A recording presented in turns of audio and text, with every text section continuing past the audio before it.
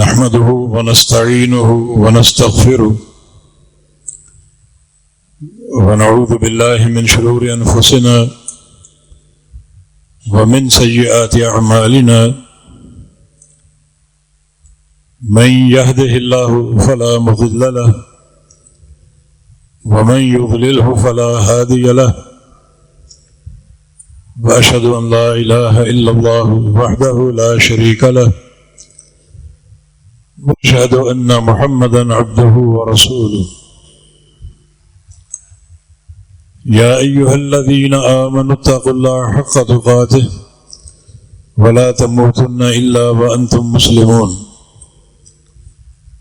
يا أيها الناس اتقوا ربكم الذي خلقكم من نفس واحدة وخلق منها زوجها وبث منهما رجالا كثيرا ونساء واتقوا الله الذي تساءلون به والأرحام إن الله كان عليكم رقيبا يا أيها الذين آمنوا اتقوا الله وقولوا قولا سديدا يصلح لكم أعمالكم ويغفر لكم ذنوبكم ومن يطع الله ورسوله فقد فاز فوزا عظيما أما بعد فإن خير الحديث كتاب الله وخير الهدي هدي محمد صلى الله تعالى عليه وسلم وشر الأمور محدثاتها وكل محدثة بدعة وكل بدعة ضلالة وكل ضلالة في النار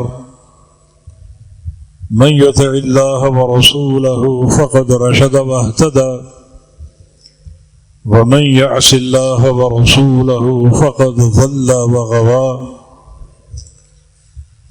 اللهم صل على محمد وعلى آل محمد كما صليت على إبراهيم وعلى آل إبراهيم إنك حميد مجيد اللهم بارك على محمد وعلى آل محمد كما باركت على إبراهيم وعلى آل إبراهيم إنك حميد مجيد سبحانك لا علم لنا إلا ما علمتنا إنك أنت العليم الحكيم رب اشرح لي صدري ويسر لي أمري واحلل عقدة من لساني يفقه قولي أعوذ بالله من الشيطان الرجيم من همزه ونفخه ونفسه بسم الله الرحمن الرحيم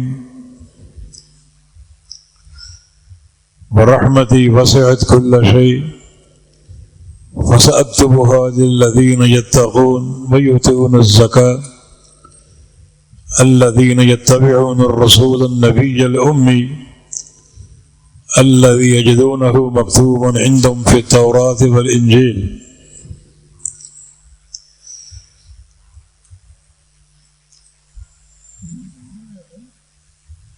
نبی علیہ السلام کی دعاؤں میں سے ایک دعا اللہم انی اسألک موجبات رحمتک، اے اللہ میں تجھ سے سوال کرتا ہوں ایسے اعمال کا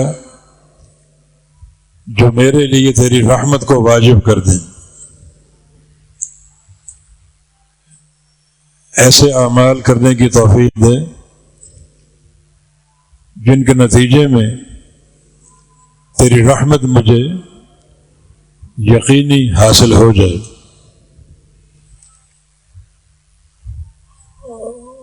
اور یہ رحمت کی ضرورت اور حاجت ہر لمحہ ہوتی ہے۔ نبی علیہ السلام کی ایک اور دعا ہے رحمتک ارجو فلا تکلنی الی نفسی طرفۃ عین، کہ میں تیری رحمت کے سہارے کا امیدوار ہوں، تو مجھے اپنی رحمت سے الگ کر کے، رحمت سے کاٹ کے پلک جھپکنے کے برابر بھی میری ذات کے سپرد نہ کر دینا. کوئی ایسا لمحہ میری زندگی میں نہ آئے کہ اس لمحے میں تیری رحمت سے کٹ جاؤں اور اپنی ذات کے سپرد ہو جاؤں. ہر وقت ہر لحظہ تیری رحمت کا احتیاج ہے اور تیری رحمت کی طلب ہے.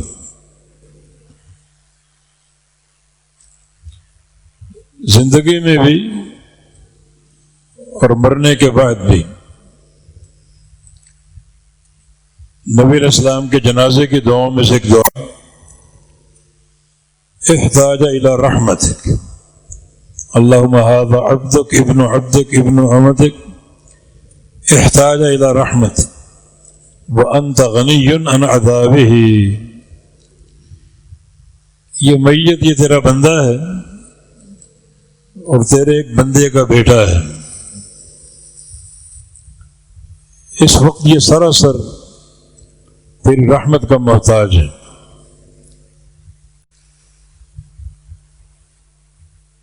اور اے اللہ تو بے پرواہ غنی ذات ہے، اس کو عذاب دے کر کیا کرے گا؟ اس کو معاف کر دے، یہ تیری رحمت کے سہارے کا محتاج ہے. اس رحمت کی سب سے زیادہ حاجت قیامت کے دن ہوگی. صحیح بخاری کی حدیث رسول اللہ صلی اللہ علیہ وسلم کا فرمان ہے لن يدخل احدكم عمله الجنة الا برحمت اللہ. کوئی بندہ اپنے عمل کی بنا پر جنت میں جا ہی نہیں سکتا جب تک اللہ تعالی کی رحمت نہ ہو. اور آگے جو بات ہے وہ آخری بات ہے.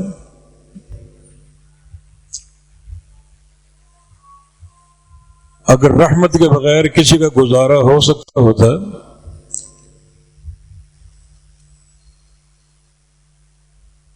کہ صرف عمل کی بنا پر جنت میں نہیں جا سکتا، تو ایک شخصیت ایسی ہے جس کے عمل قیامت تک کے لیے رہنما ہیں، مثال اور آئیڈیل ہیں، اور وہ شخصیت محمد الرسول اللہ صلی اللہ علیہ وسلم کی. صحابہ کرام نے پوچھا ولا انت یا رسول اللہ، یا رسول اللہ آپ بھی نہیں جا سکتے؟ آپ کی نیکیاں، آپ کے عمل بے مثال ہیں، اسوہ حسنہ ہے پوری کائنات کے لیے. تو آپ بھی جنت کے داخلے کے لیے اللہ تعالیٰ کی رحمت کے محتاج ہیں. آپ کو بھی آپ کے عمل جنت میں پہنچانے سے قاصر ہیں. فرمایا کہ بھلا انا، ہاں میں بھی نہیں جا سکتا الا یتغمدنی اللہ برحمتہ، جب تک اللہ مجھے اپنی رحمت سے ڈھانپ نہ دے اس وقت تک میں بھی نہیں جا سکوں گا. یہ رحمت کی اہمیت ہے کہ انسان دنیا کی زندگی میں قدم قدم پر اللہ تعالیٰ کی رحمت کا محتاج ہے، مرنے کے بعد بھی محتاج ہے، اور قیامت کے دن بھی محتاج ہوگا. اور یہ دین کی بڑی سماحت اور برکت ہے کہ ہمیں ہمارے دین نے بتا دیا کہ اللہ تعالیٰ کی رحمت بڑی وسیع ہے. اللہ تعالیٰ کی دو صفات ہیں، ایک ہے صفت رحمت اور ایک ہے صفت غضب. رحمت بھی فرماتا ہے اور اس کو غصہ بھی آتا ہے. دونوں صفات حق ہیں، کیفیت معلوم نہیں ہے. جیسے اس کے لائق ہمارا اس پر ایمان ہے. ہم باطل فرقوں کی طرح ان صفات میں تعویل نہیں کرتے. پاکستان میں اکثریت یہ تعویل کرتی ہے کہ رحمت سے مراد ارادہ انعام ہے اور غضب سے مراد ارادہ عذاب ہے۔ یہ معنی کسی نے نہیں کیا، سلف صالحین سے، صحابہ سے، رسول اللہ صلی اللہ علیہ وسلم سے، کسی سے منقول نہیں ہے۔ وَأَن تَقُولُوا عَلَى اللَّهِ مَا لَا تَعْلَمُونَ، اللہ تعالیٰ پر یہ قول بلا علم ہے، اور قول بلا علم اللہ تعالیٰ پر یہ شرک کے برابر گناہ ہے، اس سے بڑا بھی ہو سکتا ہے۔ تو اس کی یہ دو صفات حق ہیں، صفت رحمت بھی، صفت غضب بھی۔ اور اللہ تعالیٰ کی رحمت کا معاملہ بڑا وسیع ہے۔ ایک حدیث قدسی ہے صحیح بخاری میں، اللہ تعالیٰ فرماتا ہے رحمتی سابقت غضبی، میری رحمت جو ہے میرے غصے سے پہلے ہے۔ دونوں اس کی صفات ہیں، رحمت بھی غضب بھی، مگر میں پہلے اپنے بندوں کے ساتھ اپنی رحمت کا معاملہ کروں گا، غصے کی باری بعد میں آئے گی۔ اپنے بندوں کے ساتھ غضب سے ابتدا نہیں کروں گا، رحمت سے کروں گا۔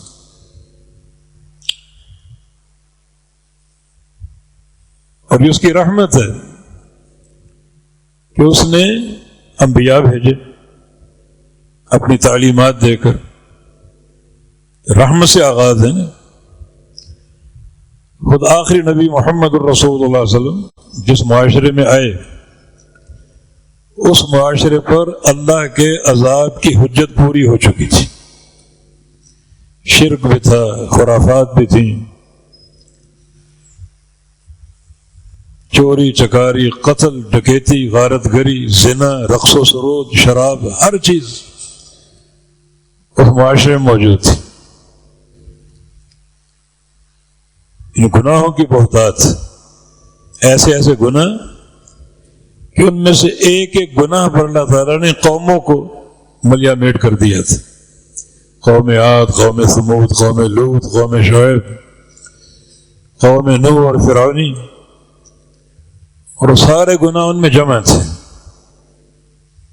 اللہ تعالیٰ چاہتا تو اس قوم کو پکڑ لیتا، یہ اس کا عین عدل ہوتا،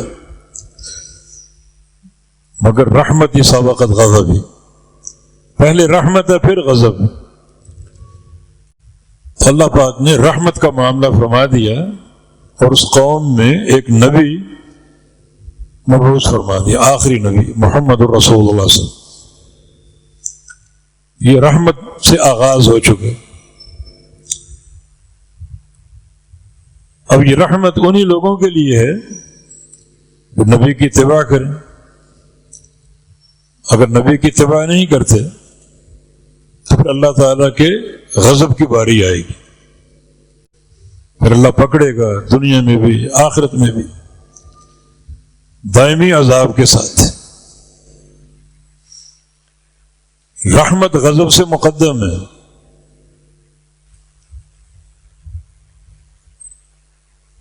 اور رحمت ساری مخلوق کو ڈھانپ سکتی۔ فرشتوں کی دعا ہے ربنا وسعت کل شیء رحمت و علم، کہ اللہ تو ہر شے پر وسیع ہے، رحمت کے ساتھ اور علم کے ساتھ، یعنی جہاں تک تیرا علم ہے وہاں تک تیری رحمت ہے، اور اللہ کے علم سے کوئی چیز اوجھل نہیں ہے، ہر شے اس کے علم میں، جہاں تک تیرا علم ہے وہاں تک تیری رحمت ہے۔ وہ صحیح بخاری میں مشرکین کی جنگی قیدیوں کی ایک عورت کا قصہ ہے جس کا بچہ گم ہو گیا تھا، دودھ پیتا بچہ، اس کو تلاش کر رہی، مل نہیں رہا۔ ایسی اس کی ممتا غالب تھی، جو بچہ دیکھتی اٹھا لیتی، اس کو سینے سے لگاتی، پھر دیکھتی کہ میرا بچہ نہیں ہے تو اس کو چھوڑ کے آگے بڑھ جاتی۔ نبی علیہ السلام نے یہ منظر دیکھا، صحابہ بھی دیکھ رہے تھے، تو نبی علیہ السلام نصیحت کو موقع کھوتے نہیں تھے۔ ایک مربی حکیم جو تربیت کرنا چاہتا ہے ویسے مواقع سے فائدہ اٹھاتا ہے۔ آپ نے صحابہ کو دکھایا اس عورت کو دیکھو، هل ترونها طارحة ولدها في النار، اگر اس کو بچہ اس کا مل گیا تو کیا اپنے ہاتھ سے اس بچے کو آگ میں ڈال دے گی؟ عرض کیا کہ نہیں۔ اس کی بے قراری دیکھیں، اس کی ممتا دیکھیں، اس کی تڑپ دیکھیں، یہ کیسے ممکن ہے بچہ ڈھونڈ لینے کے بعد اس کو آگ میں پھینک دے؟ کہ اللہ ارحم لعبادہ من ہذہ لولدہا، جو پیار اور رحمت اور شفقت اس عورت کے دل میں اپنے بچے کے تعلق سے ہے، اس سے کہیں زیادہ پیار اللہ کو اپنے بندوں سے ہے۔ اللہ کا پیار ماں کے پیار سے زیادہ ہے اپنے سارے بندوں کے لیے۔ تو اس رحمت کے سہارے کی طلب ہونی چاہیے ہر ایک کو۔ یہ دنیا میں بھی ضرورت ہے، اس کی قبر میں بھی ضرورت ہے، قیامت کے دن بھی ضرورت ہے۔ اس آیت کریمہ میں اللہ تعالی نے اپنی رحمت کا ذکر کیا، رحمتی وسعت کل شیء، رحمت ہر شے کو وسیع ہے، ہر شے کو ڈھانپنے والی۔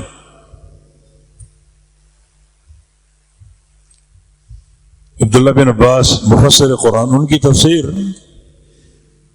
یہ تفسیر طبری میں جب آیت کریمہ نازل ہوئی تو ابلیس نے کہا میں بھی تو ایک شے ہوں۔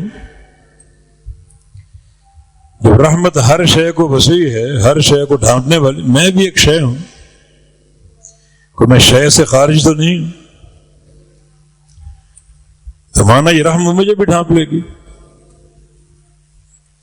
اور واقعی نبی علیہ السلام کی ایک حدیث ہے، اگر ایک کافر کو، مجرم اور باغی کو اللہ تعالیٰ کی رحمت کا علم ہو جائے تو اللہ کی جنت سے کبھی مایوس نہ ہو، اور ایک مومن متقی کو اللہ کے عذاب کی صحیح معرفت ہو جائے تو جنت کا طمع ختم ہو جائے کہ میں تو عذاب میں جاؤں گا اگر اللہ کے غضب کا تعارف ہو جائے۔ تو ابلیس نے کہا کہ رحمت ہر شے کو وسیع ہے تو میں بھی تو ایک شے ہوں، رحمت میرے لیے بھی ہے۔ آگے اللہ تعالیٰ نے فرمایا فَسَأَكْتُبُهَا لِلَّذِينَ يَتَّقُونَ وَيُؤْتُونَ الزَّكَاةَ، اس رحمت کو فرض کر دوں گا، میں لکھ دوں گا ان لوگوں کے لیے جن میں دو اوصاف، یتقون تقوی اختیار کرتے ہیں، پرہیزگاری، اللہ کا خوف، ورع، اور زکوٰۃ دیتے ہیں۔ ابلیس کٹ گیا، اپنے آپ کو شے میں شمار کرتا تھا، اب آگے جواب دو۔ ہر شے کے لیے وسیع ہے اللہ کی رحمت، ان ہر شے رحمت کے دائرے میں آ سکتی ہے۔ کیسے آئے گی؟ تقوی اور زکوٰۃ سے۔ اللہ کا خوف اختیار کر لے، متقی بن جائیں۔ اور اے ابلیس، تیرے اندر اللہ کا خوف ہے؟ اللہ کا خوف ہوتا تو سجدہ کرتا۔ رعونت، کبر تیرے اندر، انکار، ابا واستکبر وکان من الکافرین، انکار بھی، تکبر بھی، اور وہ کافروں میں سے ہو گیا۔ تو اپنے آپ کو رحمت کے مستحق کیسے سمجھتے؟ یہ دو اوصاف ہے رحمت کے لیے، تقوی اور زکوٰۃ کی ادائیگی۔ اب یہودی اور عیسائی آ گئے کہ ہم میں تقوی ہے، ہمارے دین میں تقوی ہے، ہم زکوٰۃ بھی دیتے ہیں، تو رحمت ہمارے لیے بھی ہے، کیونکہ رحمت کے لیے دو اوصاف ہیں، ایک تقوی اور ایک زکوٰۃ، اور یہ دونوں چیزیں ہمارے دین میں ہیں، تورات میں، انجیل میں۔ تمہارا رحمت ہمارے لیے بھی ہے، ہم بھی اس رحمت کے مستحق ہیں۔ آگے اللہ نے ان کو جواب دیا، الذین یتبعون الرسول النبی الامی، وہ لوگ جو اس وصف سے مالا مال ہیں کہ وہ رسول کی اتباع کرتے ہیں۔ تم اتباع کرتے ہو؟ تم محمد مصطفیٰ علیہ السلام کے پیروکار ہو؟ تم تو ان کا انکار کرتے ہو، ان کی نبوت کا انکار جھٹلاتے ہو انہیں۔ ابلیس بھی کٹ گیا، یہودی بھی کٹ گئے، عیسائی بھی کٹ گئے، کون باقی بچا؟ رسول کی اتباع کرنے والے، یعنی یہ امت، آخری امت محمد مصطفیٰ علیہ السلام۔ امت کا بھی جائزہ لے لو، پوری امت میں خالص رسول کی اتباع کرنے والے کون ہیں؟ دعویٰ سبھی کو ہے، ایمان لانے کا دعویٰ سبھی کرتے ہیں، محبت کا، عشق کا اظہار سبھی کرتے ہیں، اتباع کا دعویٰ بھی ہے، مگر خالص رسول کا متبع کون ہے؟ ایک بڑی دنیا کٹ جائے گی، ایک محدود سا طبقہ باقی بچے گا جن کو فخر بھی ہے، ناز بھی ہے، جو اس دعوے میں صادق القول بھی ہیں، ہم رسول کے پیروکار، رسول کی اتباع کرنے والے۔ کیونکہ رسول کریم صلی اللہ علیہ وسلم دنیا سے جاتے ہوئے یہ بات فرما گئے تھے کہ ترکت فیکم امرین، تمہارے بیچ دو چیزیں چھوڑ کر جا رہا ہوں، یہ میری اتباع کا دائرہ کار ہے، دو چیزیں چھوڑ کر جا رہا ہوں، لن تضلوا ما تمسکتم بہما، جب تک ان دو چیزوں کو تھامے رہو گے گمراہ نہیں ہوگی۔ کتاب اللہ و سنتی، ایک کتاب اللہ ہے، دوسرا میری سنت۔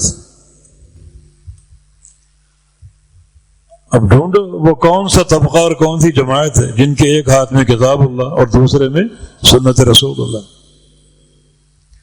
بہت کم لوگ آپ کو ملیں گے جو رسول کی خالص اتباع کرنے والے، اور نبی علیہ السلام بات فرما گئے تھے کہ ترکتکم المحجۃ البیضاء لیلھا ونہارھا سواء، جو کتاب و سنتوں میں دے کر جا رہا ہوں یہ المحجۃ البیضاء ہے، چمکدار راستہ، روشن راستہ، واضح راستہ، جس کی رات اور دن برابر ہے، اس راستے میں اندھیرا نہیں ہے، روشنی ہی روشنی، نور ہی نور، یہ راستہ بالکل واضح ہے، اس میں کوئی کسی قسم کا جھول نہیں ہے، ہر شے واضح۔ تو دیکھیں پھر رسول کی خالص اتباع کرنے والے کون ہیں، کون سی جماعت، کون سے لوگ ہیں جن کے ایک ہاتھ میں کتاب اللہ اور دوسرے میں سنت رسول اللہ ہے۔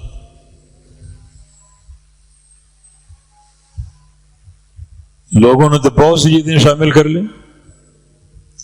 کتاب اللہ کا دعویٰ ہے، سنت رسول اللہ کا دعویٰ ہے، اور ساتھ ساتھ کسی امام کی تقلید بھی، بزرگوں کی باتیں، باپ دادا کی باتیں، قوم برادری کی باتیں، دو کو دو نہیں رہنے دیا، حالانکہ دو کا معنی واضح ہے، ایک سے اوپر اور تین سے نیچے، یہ دو ایک عدد ہے جس کا معنی معلوم ہے، دو کو تین کرو گے حدیث کا انکار لازم ہے، دو کو ایک کرو گے حدیث کا انکار لازم ہے، دو کو دو رکھنا پڑے گا۔ کچھ لوگوں نے ایک کر دیا، سنت رسول کو کاٹ دیا، منکر حدیث بن گئے، ہمیں قرآن کافی، ہمیں قرآن کافی۔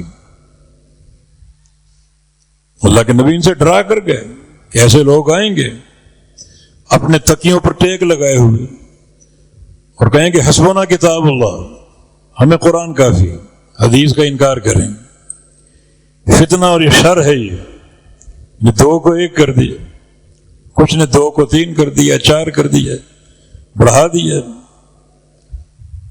کتاب و سنت کے ساتھ اور راستے، شافعی، مالکی، حنفی، حنبلی، پھر سہروردی، نقش بندی، وہ دو دو نہیں رہے، دو کو دو رکھنے والی ایک ہی جماعت ہے، اور جماعت اہل حدیث ہے، ایک ہاتھ میں کتاب اللہ، دوسرے میں سنت رسول اللہ، یہ دو امر ہیں جو چھوڑ کے جا رہا ہوں۔ اللہ کی رحمت جو ہے اس کا دائرہ محدود ہو رہا ہے، ہر شے کو وسیع ہے، جو آنا چاہے اس کو رحمت کے خزانے مل سکتے ہیں، اس دائرے میں آنا پڑے گا۔ وہ دائرہ کیا ہے؟ الذین یتبعون الرسول، جو رسول کی اتباع کرتے ہیں،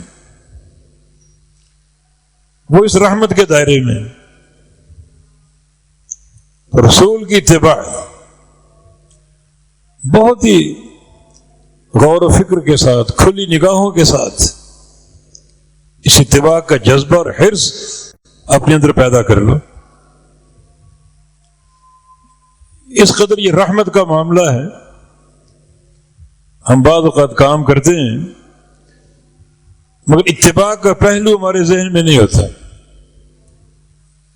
آج کل گرمیاں چل رہی ہیں، ہر ایک کو پیاس لگتی، بار بار پانی پیتے، دن میں 10 بار 20 بار پانی پی جاتے، بس پانی ہے اور ہم پینے والے، خلاص۔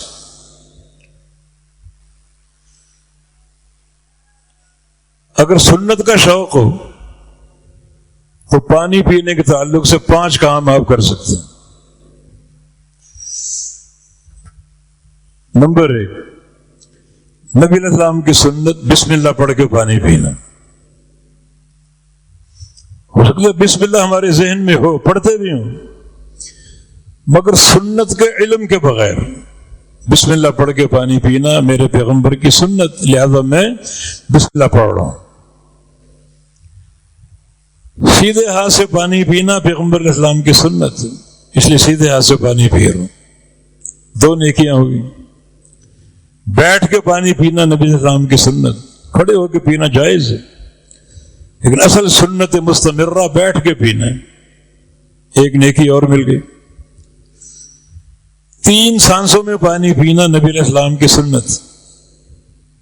ہو سکتا ہے ہم سانس لیتے ہوں مگر سنت کی معرفت ذہن میں نہ ہو، نہیں میرے نبی کی سنت ہے 3 سانسوں، اور سانس برتن میں نہ لیے جائیں، برتن ہٹا کر لیے جائیں۔ پانی ختم کر کے الحمدللہ کہنا نبی علیہ السلام کی سنت، الحمدللہ کہتے ہوں گے، مگر سنت کے شعور کے بغیر نبی علیہ السلام کے حدیث ہے ان اللہ یرضى عن العبد اذا اکل اکلۃ وشرب شربۃ فحمد اللہ، اللہ اس بندے سے راضی ہوتا ہے، 1 لقمہ کھانے کا کھائے اور الحمدللہ کہے، 1 گھونٹ پانی کا پیے اور الحمدللہ کہے، یہ اللہ کی رضا ہے۔ دن میں کتنی بار پانی پیتے ہو؟ ہر دفعہ سنت کی معرفت کے ساتھ، سنت کے شعور کے ساتھ 5 نیکیاں بن گئیں، اور ہر نیکی کم از کم 10 گنا ہے، چلے کم از کم کا ہم حساب کر لیتے ہیں، 50 نیکیاں بن گئی۔ دن میں اگر 10 بار پانی پی تو 500 نیکیاں بن گئی، یہ کم از کم۔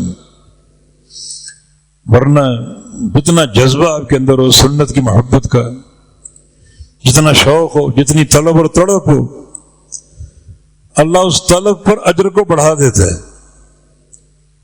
70 گنا بھی دے سکتا ہے، 700 گنا بھی، واللہ یضاعف لمن یشاء، اور اللہ چاہے تو 700 سے بھی بڑھا دے۔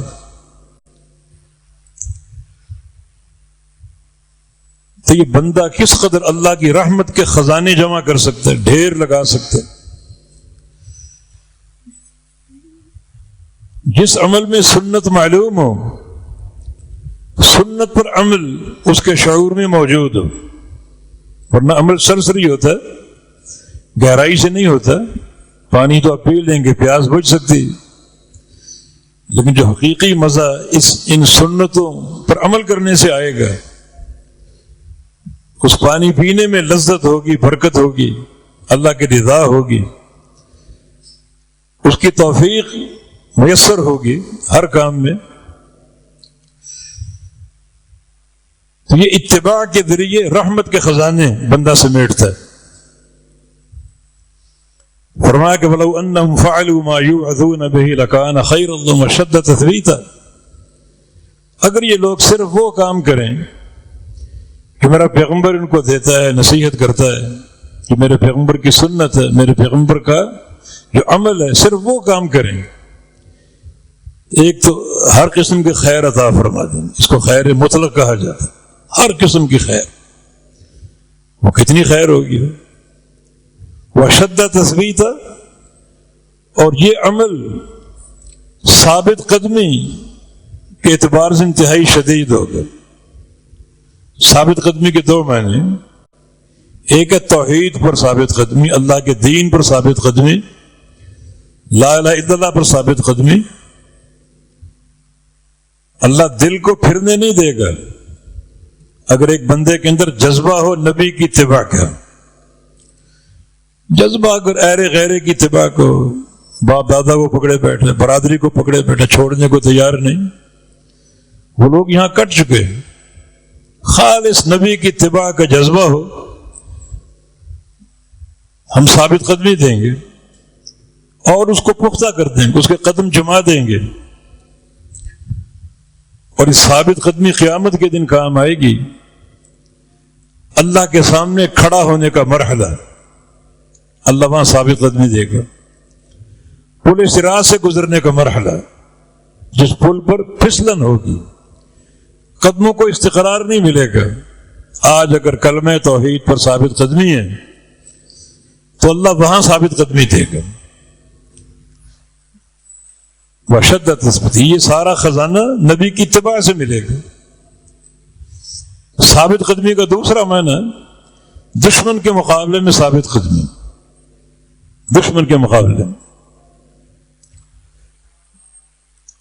دشمن پر اگر غلبہ چاہتے ہو، فتح حاصل کرنا چاہتے ہو تو نبی کی خالص اتباع کر لو، تمہارے قدموں کو ثبات دے دیں گے، قدموں کو استقرار دے دیں گے۔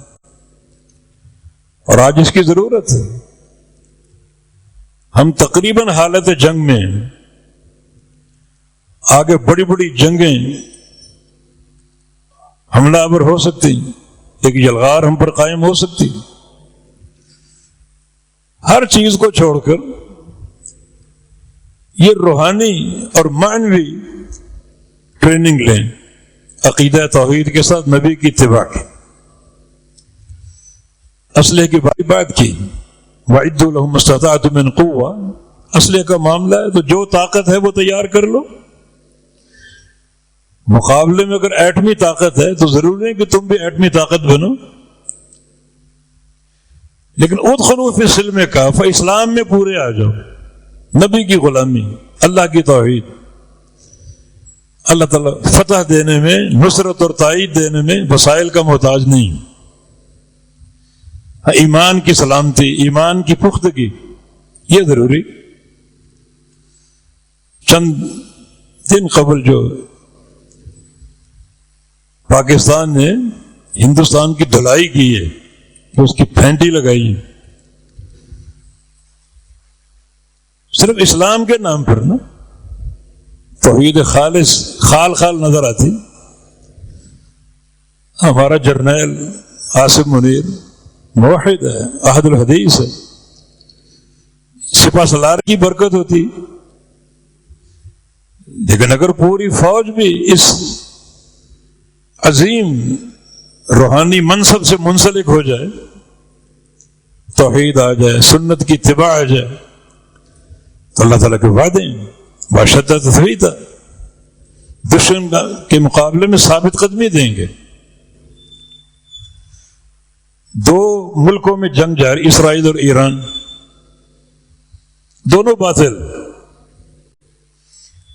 وہ یہودی ہیں جو اس دھرتی کا بوجھ ہیں، جن کو کوئی مخلوق پسند نہیں کرتی، مسلمان تو دور کی بات ہے، کوئی مخلوق۔ جب دجال آئے گا، عیسیٰ علیہ السلام آئیں گے، تب یہودیوں کی شامت آئے گی۔ اپنے بچاؤ کے لیے درختوں کی آڑ میں چھپیں گے، پتھروں کی آڑ میں چھپیں گے۔ پتھر اور درخت کہیں گے تعال یا مسلم فإن ورائی یہودی، مسلمان ادھر آؤ، مجھ سے ایک تحفہ دے دو، میرے پیچھے ایک یہودی چھپا ہوا ہے، آؤ اس کو قتل کرو، موت کے گھاٹ اتارو، اس کو چن چن کے قتل کیے جائیں گے۔ مانا پتھر بھی ان سے نفرت کرتے ہیں، درخت ان سے نفرت کرتے ہیں، اس زمین کا بوجھ بنے پھرتے ہیں۔ ایک طرف یہ باطل، ایک طرف ایک اور ملک ہے جو صحابہ پر تبرہ کرنے والا، صحابہ کو گالیاں دینے والا، ابو بکر صدیق، عمر بن خطاب، سیدہ عائشہ صدیقہ، عثمان غنی، خالد بن ولید، سب پر تبرہ کرنے والے، وہ بھی باطل، یہ بھی باطل۔ نقشہ ہم دیکھ رہے ہیں، منظر ہم دیکھ رہے ہیں، کن نگاہوں سے؟ جن نگاہوں سے نبی علیہ السلام کے دور میں سلطنت روم اور سلطنت فارس کی لڑائی کو دیکھا جاتا تھا۔ بسم اللہ الرحمن الرحیم، الف لام میم، غلبت الروم، رومی مغلوب ہو گئے۔ رومی اہل کتاب تھے، عیسائی تھے، مغلوب ہو گئے۔ غالب کون آئے؟ فارسی، ایرانی، یہ آتش پرست تھے، آگ پرست، مجوسی اہل کتاب پر غالب آ گئے۔ اس پر صحابہ پریشان ہوئے، کیونکہ جو کفار قریش تھے ان کا پروپیگنڈا بڑھتا جا رہا تھا کہ وہ اہل کتاب شکست خوردہ ہوئے، تم بھی اہل کتاب ہو، وہ تورات و انجیل والے ہیں، تم قرآن والے ہو، وہ اہل کتاب مغلوب ہو گئے، شکست خوردہ ہو گئے، تم قرآن والے، تم بھی شکست خوردہ ہو گئے، ہم تم پر غالب آئیں۔ اللہ نے خبر دی، وَهُمْ مِنْ بَعْدِ غَالِبٍ سَيَغْلِبُونَ فِي بِضْعِ سِنِينَ، چند سالوں میں رومی فارسیوں پر غالب آئیں گے۔ فی بضع سنین، یعنی بضع ان کا لفظ 3 سے لے کر 10 تک بولا جاتا ہے، یعنی 3 سے کم نہیں، 10 سے زیادہ نہیں۔ 6 سال میں، 7 سال میں، 8 سال میں وقت آئے گا کہ رومی فارسیوں کو اکھاڑ پھینکیں گے، غالب آ جائیں گے۔ مشرکین خوش ہوتے تھے فارسیوں کے غلبے سے، یہ اہل کتاب پر غالب آ گئے، تم بھی اہل کتاب ہو، قرآن والے، ہم تم پر غالب آئیں گے۔ فرمایا کہ چند سالوں میں کایا پلٹے گی اور یہ اہل کتاب رومی، عیسائی، ایرانیوں پر غالب آئیں گے۔ تو صحابہ بھی منتظر، کفار قریش بھی منتظر، ہم بھی منتظر ہیں کہ 2 طاقتیں لڑ رہی ہیں، کون غالب آتا ہے؟ آج اگر ایران اسرائیل کو مار رہا ہے، اس میں پریشانی نہیں ہے کوئی بھی، اسرائیل کو مرنا چاہیے، تباہ و برباد ہونا چاہیے۔ اس پر خاموشی اختیار کیجیے۔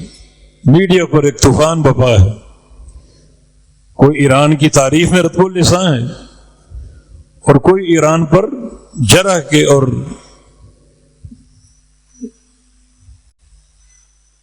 ڈونگرے برسار،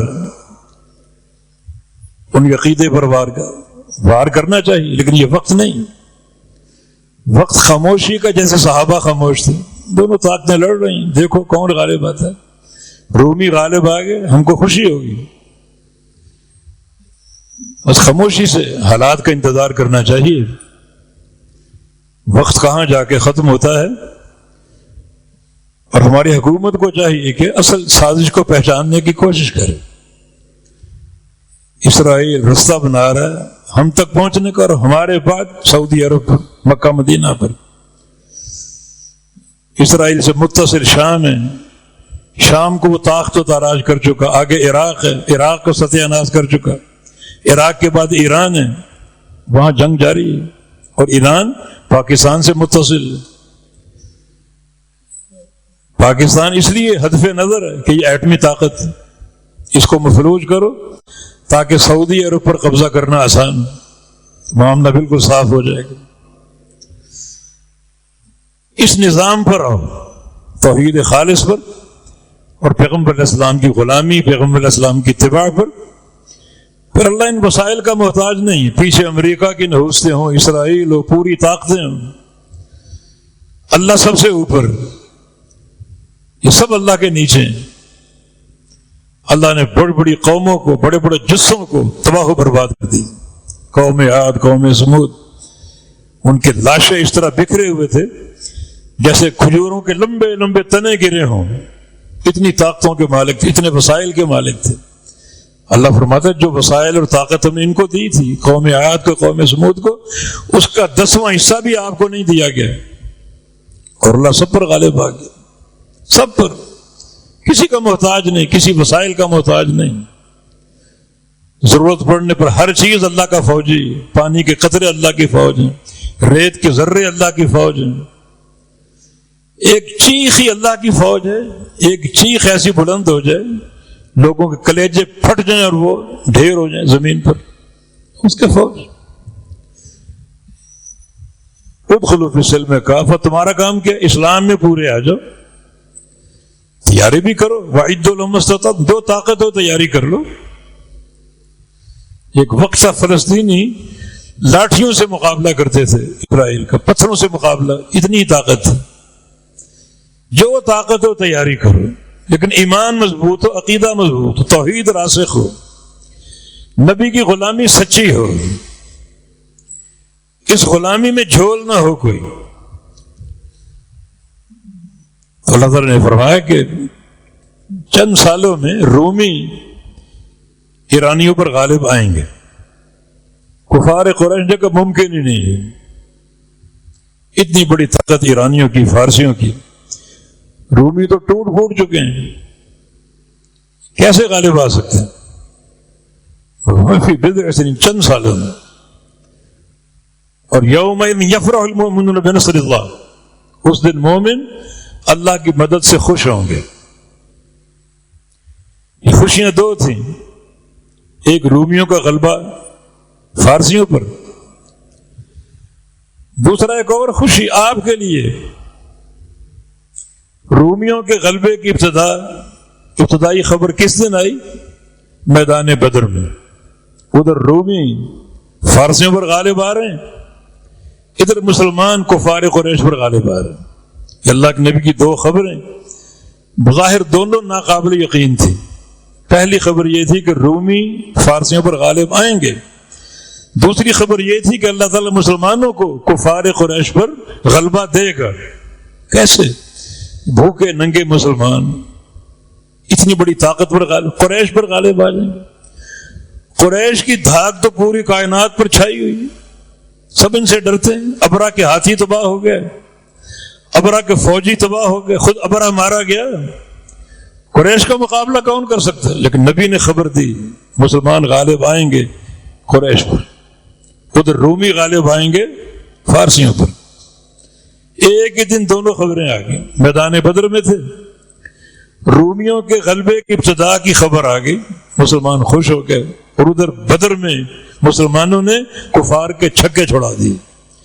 70 صنادید قریش جو اسلام کے خلاف، نبی کے خلاف پلاننگ کرتے تھے، سارے ڈھیر ہو گئے، 70 قیدی ہو گئے۔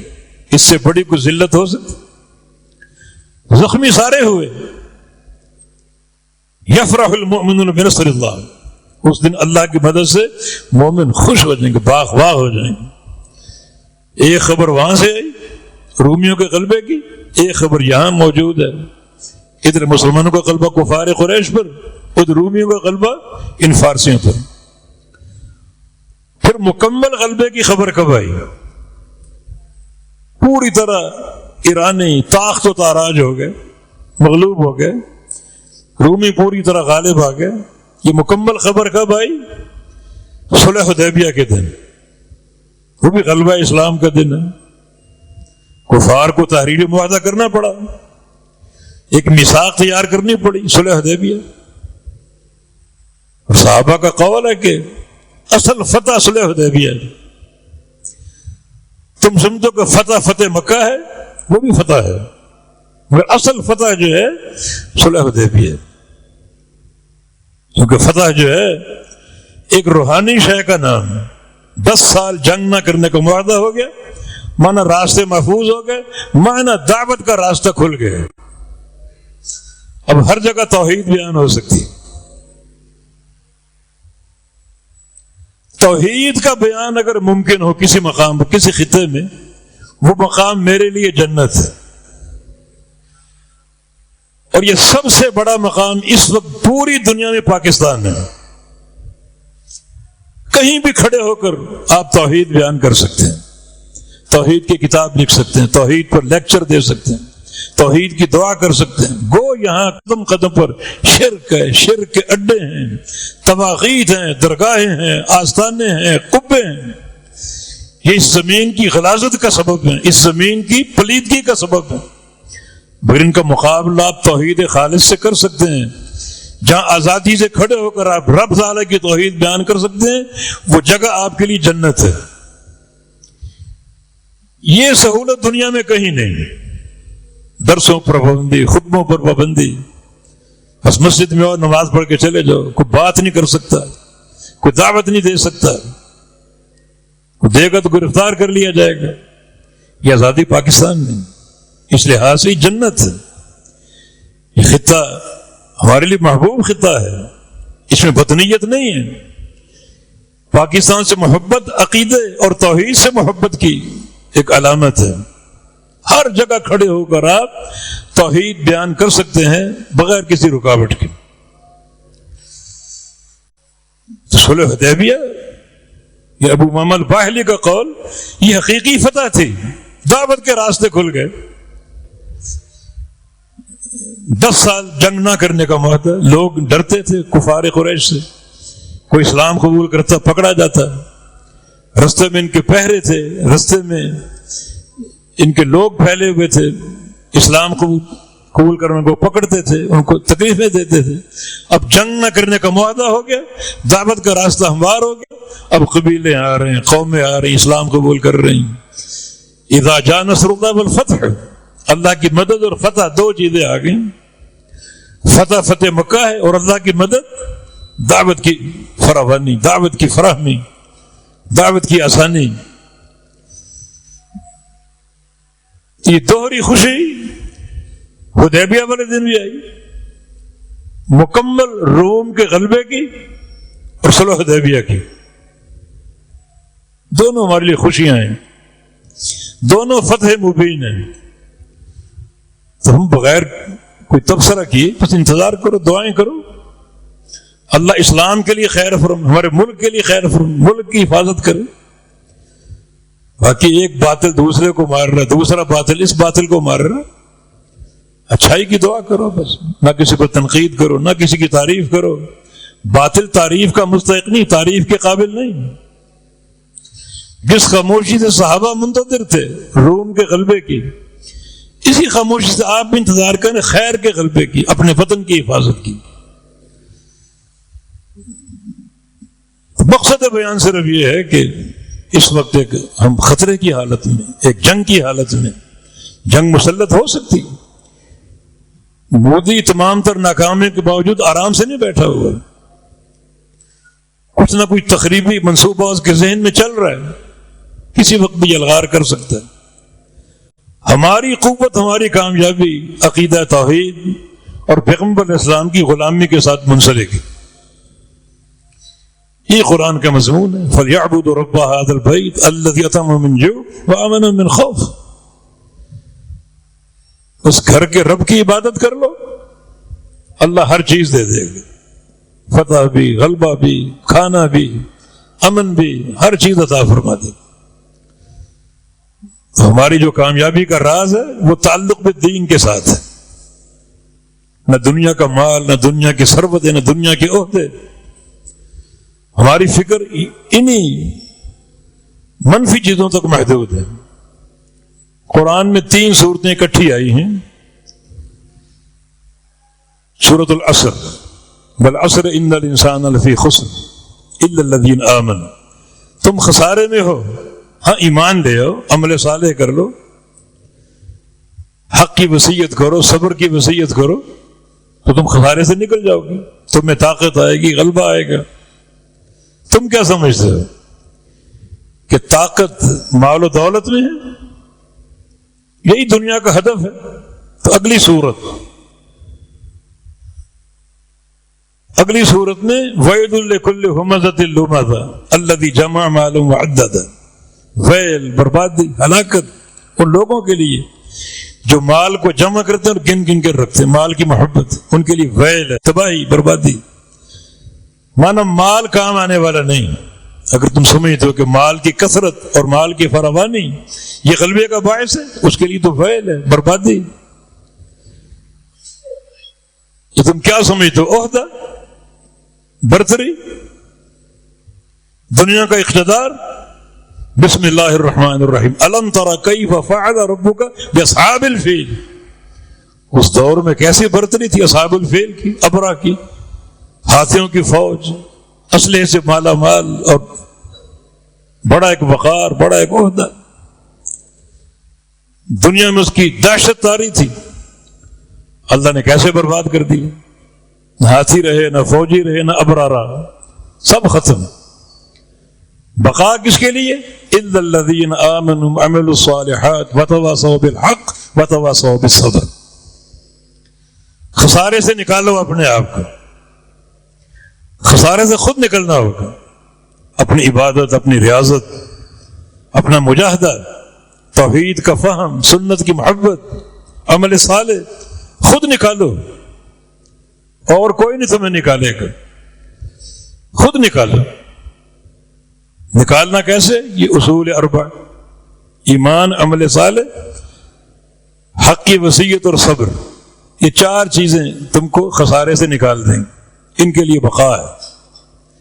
یہ دائمی چیزیں ہیں، باقی مال دائمی، نہ عہدہ دائمی، نہ دنیا کی حشمت دائمی، ایمان اور عمل صالح دائمی، اس کی آج ضرورت ہے۔ اس بنیاد پر اصلاح ہو، اس بنیاد پر عمل ہو، دین کی اشاعت کا، دین کے غلبے کا، توحید سے محبت ہو، نبی علیہ السلام سے محبت ہو، آپ کی غلامی سے محبت ہو، یہ چیزیں بقا کا باعث ہیں، یہ غلبے کی اساس اور غلبے کا باعث۔ مسلمان جو جنگیں جیتی وہ اسی ایمان اور توحید کی قوت پر جیتی۔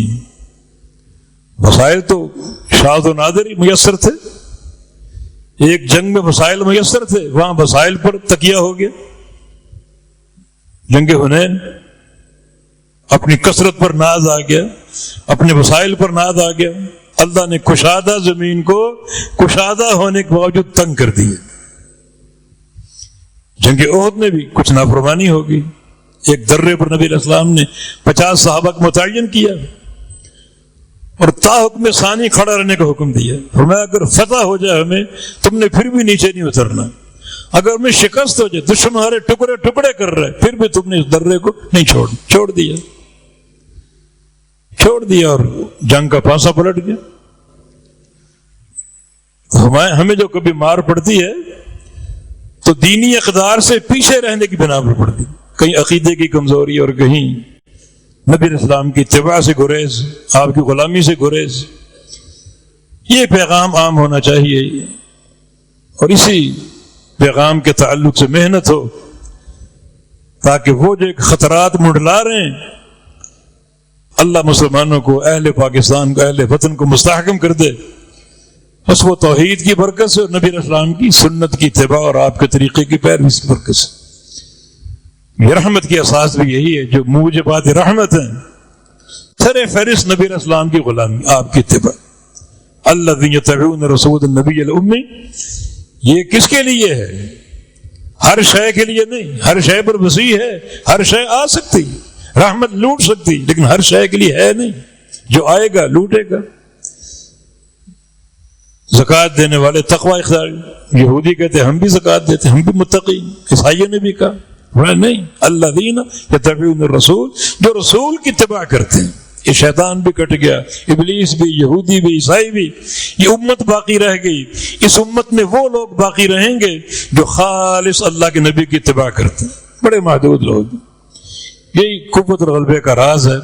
اللہ تعالیٰ سے توفیق کی صدا ہے کہ اللہ تعالیٰ ہمیں اپنے پیارے پیغمبر کی سچی محبت عطا فرما دے، سچی غلامی عطا فرما دے، اور آپ کی خالص اتباع کرنے کی توفیق عطا فرما دے۔ اقول قولی ھذا واستغفر اللہ لی ولکم، وآخر دعوانا ان الحمد للہ رب العالمین۔